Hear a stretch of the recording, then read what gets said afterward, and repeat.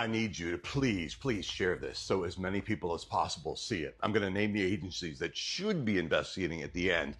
And what I'm about to share is absolutely horrific, and animal lovers and really anyone with half a conscience needs to hear this and know about it and make sure that this dog gets justice.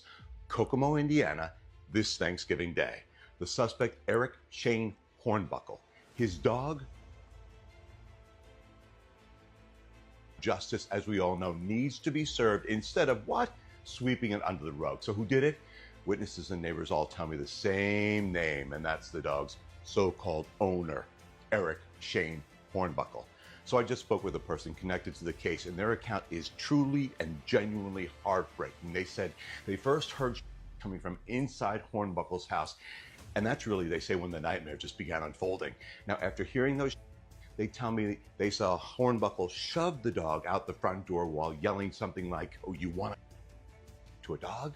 Yeah, that's when he reportedly the dog twice, allegedly 3 times with a like he was swinging an axe, I'm told, then dropped the gun, reloaded, and if that wasn't bad enough, he fired the final point blank to the dog's.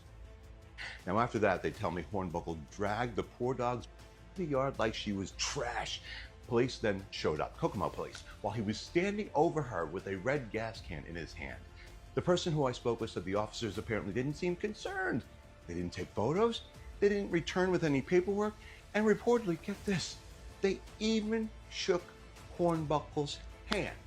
At this point, they don't believe he was cited for division or anything else for that matter. They also said animal control has been called on Hornbuckle before.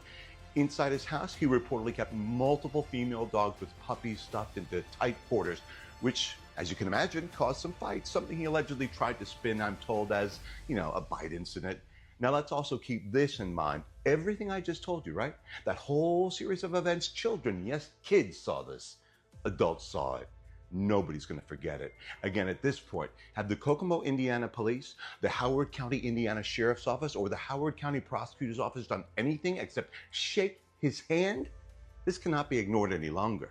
Please share this so they see it and know that this will not be swept under the rug, and we will hold them accountable for prosecuting this horrific crime against a man who has a rap sheet a mile long. Oh yeah, a convicted felon. A convicted felon who is in possession of a in this incident, and not to mention facing charges of stalking and intimidation, a case that's still pending right now. And don't forget about that neighborhood full of kids and neighbors who are scared themselves. Something must be done. These officials need to be held accountable. The reason they need to hold Eric Shane Hornbuckle accountable, I don't know what they're waiting for, but from what I'm told, he gets into these fits of rage, and God knows what could happen next. Oh, and one more thing. There is still one more dog and a whole litter of puppies, I'm told, at Hornbuckle's house. How can this be ignored? What will happen next? I'm afraid to even ask that question.